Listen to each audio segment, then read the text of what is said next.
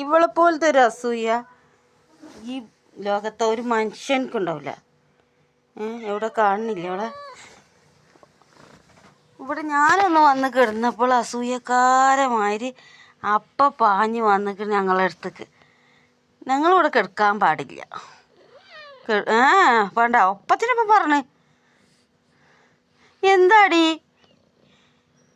ഒന്നുകൂടെ വന്ന് കിടന്ന് കഴിഞ്ഞാൽ അപ്പോൾ ഓളും വരും, ഓടി വരും, ഞങ്ങളെ നടുക്കവിടെ കിടക്കും. കാർത്തു കാർത്തു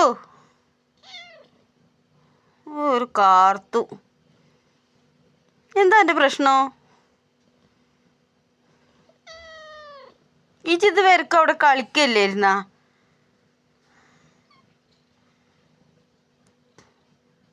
പുറത്തു പോടി കാർത്തു.